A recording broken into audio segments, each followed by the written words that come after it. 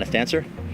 Well, I'll say as a professional driver, I get to work with a lot of car companies, a lot of premium car companies, and every time they introduce a new technology, whether I'm presenting it or testing it or demonstrating it to a prospective buyer, sometimes I'm a little bit skeptical, and in all honesty, I was skeptical about the EyeSight system. And really quickly, you start to gain confidence with it and you start to trust it. And by the end of the day, you get to the point where you think, how do I live without this? Out of the 4 technologies that we were demonstrating on the Subaru Legacy, I'd say the most useful would be pre-collision braking, simply because it's something that you would employ on a daily basis.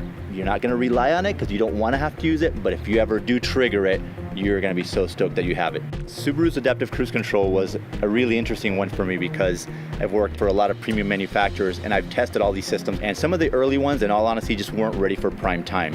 And this one's very, very simple. 3 different trailing distances. The car almost never varies. Very smooth throttle application when it's starting to accelerate once somebody has moved out of your way.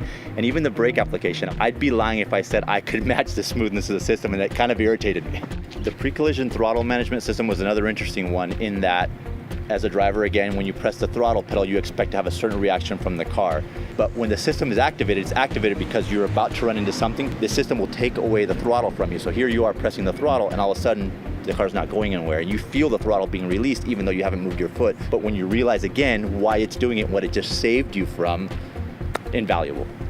The lane departure and lane sway warnings are very helpful. You can imagine it's a long drive, you're tired, a long day at work, you're just wanting to get home. As soon as you start veering off or swaying off into another lane, it recognizes that, and it will actually give you an audible warning to keep you in your lane. So it kind of like, hey, get back on point, concentrate on what you're doing. And it's nice to have these systems on. It's almost like a second set of eyes. The EyeSight system, it is absolutely worth its weight in gold. If nothing else, the fact it can help you avoid a collision. It keeps you in your lane. The various things it does, not to sound redundant, it's another set of eyes.